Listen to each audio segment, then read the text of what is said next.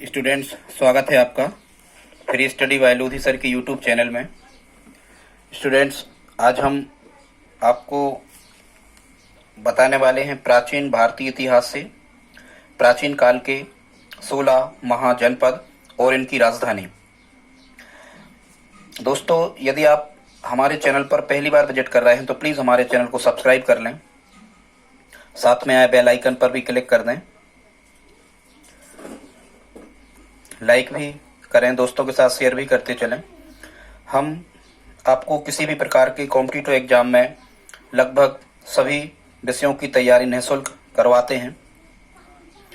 आज का हमारा विषय है प्राचीन काल के महाजनपद। स्टूडेंट्स, प्राचीन भारतीय इतिहास से यहाँ से यदि आपको जीके पूछा जा रहा है तो वहाँ से प्रश्न बनता है, और या तो ये पूछा जाता है कि कितने महाजनपद थे, या फिर ये पूछ लिया जाता है कि निम्न में से कौन महाजनपद नहीं था, या फिर उस महाजनपद की राजधानी पूछ ली जाती है, या फिर ये पूछा जाता है कि जो ये प्राचीन महाजनपद था ये वर्तमान का कौन सा क्षेत्र है। इतने प्रश्न यहाँ से बनते हैं। आज हमने इन्हीं का अच्छा कलेक्शन किया है। यदि आप वीडियो में हमारे साथ अंत तक बने रहते हैं तो निश्चित रूप से आपको महाजनपदों से आने वाले सभी प्रश्न आप बड़ी आसानी से हल कर पा रहे होंगे। तो स्टूडेंट्स, देखते हैं प्राचीन काल में जो वैदिक सभ्यता थी इसको लगभग 1500 ईसा पूर्व से 600 ईसा पूर्व तक बांटा गया था। 1500 ईसा पूर्व से 1000 ईसा पूर्व तक का जो टाइम पीरियड होता था इसे पूर्व ऋग्वैदिक काल कहते थे, और 1000 ईसा पूर्व से 600 ईसा पूर्व तक का समय लगभग ये उत्तर वैदिक काल कहलाता था। तो पूर्व वैदिक काल तक तो लगभग कबीला और जन से रिलेटिव ही भारत की ग्रामीण व्यवस्था थी, लेकिन जैसे ही उत्तर वैदिक काल 1000 से 600 ईसा पूर्व तक का जो टाइम पीरियड आता है इसमें कई जनपद और महाजनपद बनना प्रारंभ हो गया। एक बात और आपको बता दें, यदि कभी आपको ऐसा प्रश्न आता है कि प्राचीन भारत में ऐसा कौन सा सम्राट था जिसने लगभग सभी 16 जनपद या जिसने लगभग सभी महाजनपदों को जीता था, तो इसमें आपको कहना है सम्राट अशोक, जो मौर्य वंश का प्रतापी शासक रहा है। सम्राट अशोक ने सभी 16 जनपदों को जीता था, और जब सम्राट अशोक ने सभी 16 जनपदों को जीता था तभी अपने देश का नाम भारत पड़ा। ठीक है, इतना आपको याद कर लेना है। अब प्राचीन काल की जो व्यवस्था थी, नगरीय व्यवस्था, उसमें सबसे छोटी इकाई तो हालांकि परिवार होता था, फिर कई परिवारों से मिलकर के बनता था एक कबीला, कई कबीलों से मिलकर बनता था जन, कई जनों से मिलकर बनती थी जनपद, और कई जनपदों से मिलकर बनता था महाजनपद। तो आपको एक चीज ध्यान रखना है कि वर्तमान में जिसको हम जनपद कहते हैं, जिसको हम प्राचीन काल में जनपद कहते थे, वही जनपद वर्तमान में जिला कहलाती है, और जिसे हम प्राचीन काल में 16 महाजनपदों के नाम से जानते थे, वर्तमान में इन महाजनपदों को राज्य कहते हैं। ध्यान से सुनना, जनपद मतलब वर्तमान जिला, और महाजनपद मतलब प्राचीन काल के राज्य, अब के राज्य और प्राचीन काल में महाजनपद। अब कई बार यहां से प्रश्न आता है कि निम्न में से कौन सी महाजनपद नहीं थी, तो हमने एक ट्रिक लिखी है। इस ट्रिक के माध्यम से 16 महाजनपदें हुआ करती थी प्राचीन काल में भारत की व्यवस्था में, इन्हीं को मिलाकर के भारत कहा जाता था। तो हमने एक ट्रिक के माध्यम से आपको बताने का प्रयास किया है। देख लेते हैं वो ट्रिक क्या है स्टूडेंट्स। वो ट्रिक है, ये आपको याद कर लेना है, अंशु अब मगध अवंतीपुरम का मत्स्य 5 गांव को चेक कराएगी। अंशु अब मगध अवंतीपुरम का मत्स्य, ऐसे याद कर लेना। ठीक है, अंशु नाम का कोई लड़का या लड़की है, यह लड़की है, वो क्या कर रही है, अब मगध अवंतीपुरम का मत्स्य मतलब मछली मिली है कहीं, और वो मछली कहाँ मिली है, मगध अवंतीपुरम में। एक शब्द ये थोड़ा कठिन पड़ रहा है पर आप याद कर सकते हो। मगध अवंतीपुरम में कोई मछली मिली है, तो अंशु अब मगध अवंतीपुरम का मत्स्य 5 गांव को चेक कराएगी। कितने गांव को, 5 गांव को चेक कराएगी। तो ये मत्स्य जो है ये कैसा है, क्या है, क्या इसकी विशिष्टता, इस टाइप से। इस ट्रिक को आपको याद कर लेना है। अब इसमें जो सबसे पहली आपकी जनपद बनती है, आप पे बिंदी रखी है, अंशु के आ से बनेगा अंग। प्राचीन काल में जो अंग महाजनपद हुआ करता था, इसकी राजधानी थी चंपा, याद रखना। अब इसको लॉजिक से आप कैसे याद रख सकते हो भाई, चंपा नाम की कोई लड़की है, वो कई अंगों में गहने या जेवर पहने हैं, ऐसे जैसे हार वगैरह भी पहने हैं, ऐसे करके याद रख लेना कि जो चंपा है वो कई अंगों में जेवर या जेवरात या हार पहनती है, तो ऐसे आपको याद हो जाएगा। अंग महाजनपद की राजधानी थी चंपा। और अब आपसे ये भी पूछा जाता है कि ये जो चंपा थी राजधानी अंगवंश की, वर्तमान में भारत का कौन सा क्षेत्र है, तो आपको कहना है ये बिहार का भागलपुर जिला जो है, भागलपुर और मुंगेर के आसपास का जो क्षेत्र है, इसे हम कहते थे प्राचीन काल में अंग महाजनपद। ठीक है स्टूडेंट्स, आगे बढ़ते हैं 2 नंबर पे। दूसरी महाजनपद है, इसका नाम था सूरसेन। और जैसा कि आपको पता होगा, भगवान श्री कृष्ण बहुत बड़े वो तो सूरवीर ही थे, या फिर आपको ये पता होना चाहिए कि अग्रसेन वहां के राजा थे मथुरा के। ठीक है, तो अग्रसेन वहां के राजा थे या भगवान कृष्ण सूरवीर थे, तो आपको याद हो जाएगा कि सूरसेन जो महाजनपद है ये मथुरा से रिलेटिव है। इसकी राजधानी सूरसेन महाजनपद की राजधानी क्या हुआ करती थी, मथुरा हुआ करती थी। और ये तो आप जानते ही होंगे कि यूपी का मथुरा जिला वर्तमान में ये सूरसेन महाजनपद कहलाता था। तीसरे हम देख लेते हैं, फिर तीसरे नंबर पे महाजनपद का नाम लिखा है अस्मक, अस्मक महाजनपद। और अस्मक महाजनपद की राजधानी क्या थी, पोटली थी। ठीक है, ऐसे करके याद रख लेना आप, अस्मक। समक, समक मतलब होता है अग्नि, तो कहीं अग्नि आग जलने वाली थी, आग लगने वाली थी। ठीक है, और वो टल गई, नहीं लग पाई, ऐसे याद रखना। अस्मक वंश की राजधानी है पोटली। और ये जो वैसे अपन पोटली वगैरह रख के कभी कभी गोदी में बैठ जाते हैं, पोटली गोदी में रख करके, तो ऐसे याद रखना ये वर्तमान में गोदावरी नदी के आसपास कर्नाटक साइड का ये क्षेत्र कहलाता था। और एक चीज और याद रखना है, कभी किसी एग्जाम में पूछा गया है, दक्षिण भारत का एकमात्र महाजनपद उस समय हुआ करता था, तो दक्षिण भारत का एकमात्र महाजनपद हुआ करता था जिसका नाम था क्या, अस्मक। इसकी राजधानी क्या थी, पोटली। ऐसे आप याद रख सकते हो। आगे देखते हैं अगली जो महाजनपद है स्टूडेंट्स, इसका नाम था बज्जी। क्या नाम था, 4 नंबर पे लिखा है बज्जी। और बज्जी महाजनपद की राजधानी थी, 3 नाम है, मिथिला, विदेह और वैशाली। वैसे आपको पता होना चाहिए ये सीता जी के ही पर्यायवाची हैं, मिथिला, विदेह और वैशाली। ठीक है, तो इसको आप कैसे याद रखोगे कि बज्जी। ठीक है, जैसे भी आप किसी तरीका से याद करना, बज्जी मतलब जैसे हम कहें कि सीता जी का हृदय जो था वो बिल्कुल एकदम वज्र के समान था। ठीक है, वज्र के समान उनका हृदय था। वज्र के समान मतलब बहुत से कष्ट उनको जीवन में हुए, पर वो अपने मर्यादा से वो अलग नहीं हुई, उनने हमेशा अपनी मर्यादा का पालन किया। ऐसे करके याद रख सकते हो। तो बज्जी की राजधानी थी मिथिला, विदेह, वैशाली। और ये जो है बज्जी महाजनपद, ये वर्तमान में दरभंगा, बिहार और मुजफ्फरपुर के आसपास का क्षेत्र था। और ऐसे याद रखना, यदि मिथिला है मतलब सीता जी हैं, तो वो हार वगैरह तो पहनती ही होंगी, तो आपको ऐसे भी याद हो जाएगा, रानी थी क्योंकि। तो ये हार, यहाँ इसमें हार शब्द भी लिखा है बिहार में, ऐसे आपको याद हो जाएगा। ये अगला देख लेते हैं, 6 नंबर पे है। अगली जनपद का नाम था मगध। ये तो फेमस थी, आपको पता ही होगा मगध।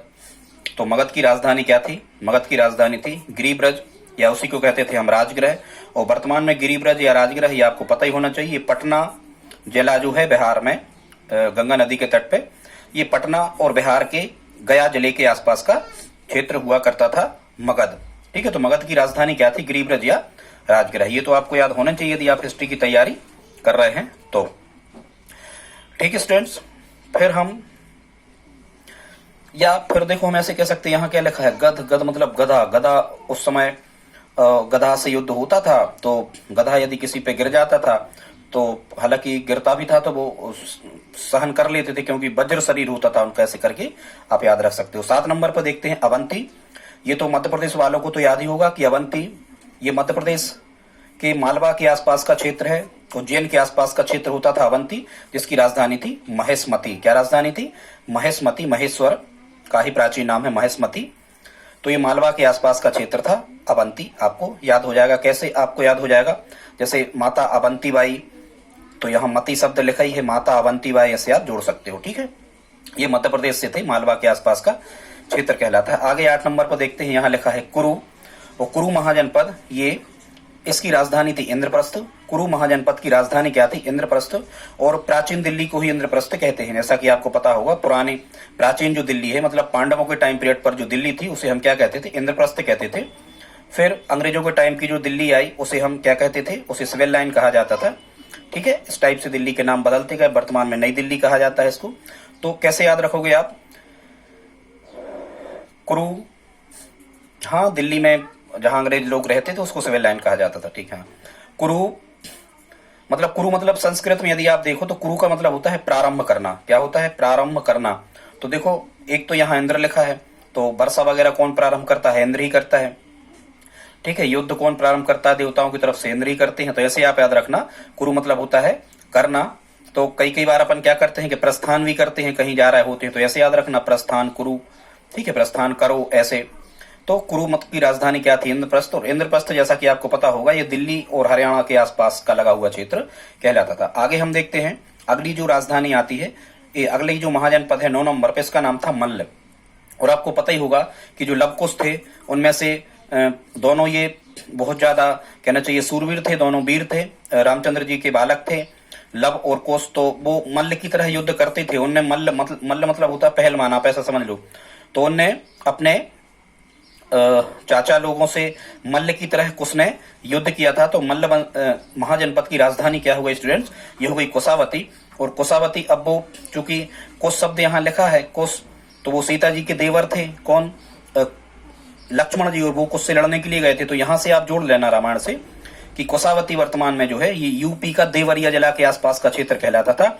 यूपी के देवरिया जिले के आसपास का क्षेत्र क्या कहलाता था स्टूडेंट्स? ये कहलाता था कुशावती। आगे हम देखते हैं अगली महाजनपद का नाम था काशी। और यदि आपको याद नहीं हो तो जब भी हम काशी कहते तो अपने आप कह देते हैं काशी बनारस, काशी बनारस, 3-4 बार कहना काशी बनारस। तो काशी महाजनपद की राजधानी क्या थी? वाराणसी थी।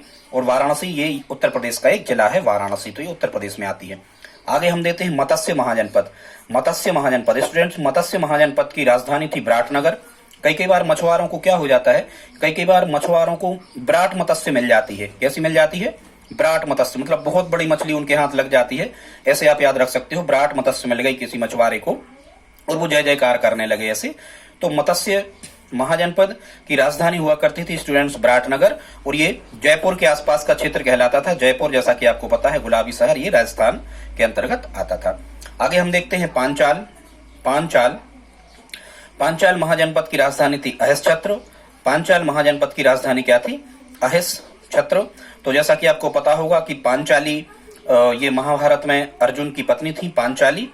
तो ऐसे ही आप याद रखना कि फिर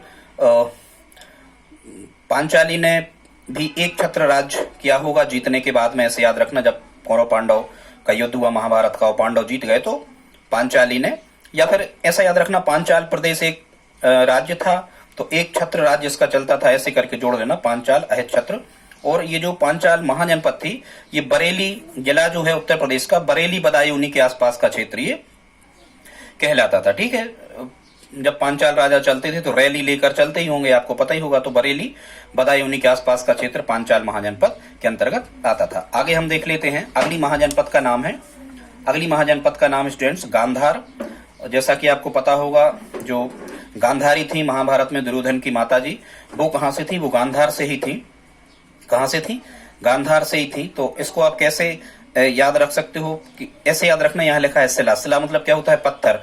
तो जैसे पाषाण काल अपन पढ़ते हैं तो पत्थर की धारदार औजार बनते थे कि नहीं? हाँ बिल्कुल, जानवरों का शिकार करने के लिए प्राचीन काल में पाषाण काल में पत्थरों के ही धारदार औजार बनते थे, शिलाओं के। ऐसे याद रखना। गांधार महाजनपद की राजधानी क्या हुआ करती थी स्टूडेंट्स? ये तक्षशिला हुआ करती थी। और जैसा कि आपको पता है कि ये जो गांधार प्रदेश है या तक्षशिला है ये वर्तमान में पाकिस्तान में है।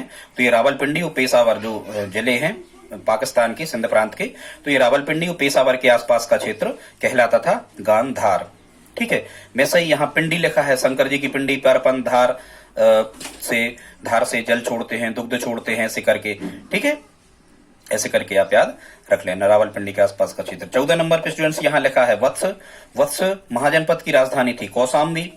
वत्स महाजनपद की राजधानी क्या थी?